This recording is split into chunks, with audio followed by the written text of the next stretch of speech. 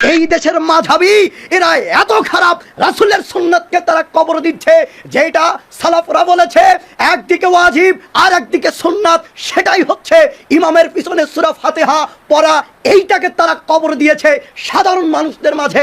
তারা এমনভাবে এইটা প্রচার করে দিয়েছে, সাধারণ মানুষ যাদের কোরআন হাদিসের জ্ঞান নেই তারাও এখন এইটার বিরোধিতা করে, ইমামের পিছনে সূরা ফাতিহা পড়ার বিরোধিতা তারা পর্যন্ত করে। তারা এমনভাবে মানুষদের মাঝে এইটা সেট করে দিয়েছে।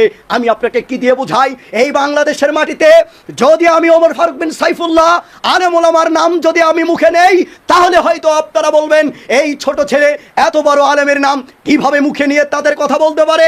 আমি ছোট মানুষ ঠিক আছে, তবে আমি ভুলের ঊর্ধ্বে নয়। তবে এই দেশের মাটিতে যারা মঞ্চে হাজারো কিতাব নিয়ে মানুষদেরকে ভ্রান্ত করছে, শুধুমাত্র হচ্ছে তারাই।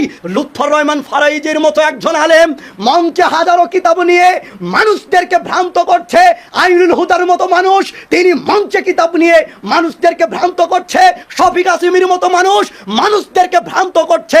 এই মঞ্চে কিতাব নিয়ে তারা মানুষদেরকে এমনভাবে তাদের সামনে উপস্থাপনা করছে কথাগুলো, মানুষ সেটাই বিশ্বাস করে নিচ্ছে যে ইমামের পিছনে সূরা ফাতিহা পড়া যাবে না, ইমামের পিছনে সূরা ফাতিহা পড়া যাবে না। তারা এইভাবে জাতির সামনে উপস্থাপনা করছে, জাতির সামনে বলছে মঞ্চে কিতাব নিয়ে।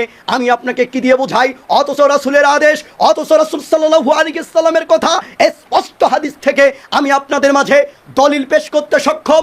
আপনারা দেখুন সহিহুল বুখারীর 756 নম্বর হাদিস, মুসলিমের 900 এবং 902 নম্বর হাদিস, তিরমিজির 246 নম্বর হাদিসটা আপনারা দেখুন।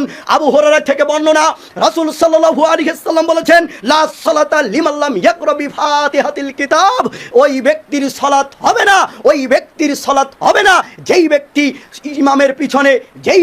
ইমামের পিছনে সালাতে সূরা ফাতিহা পাঠ করে না।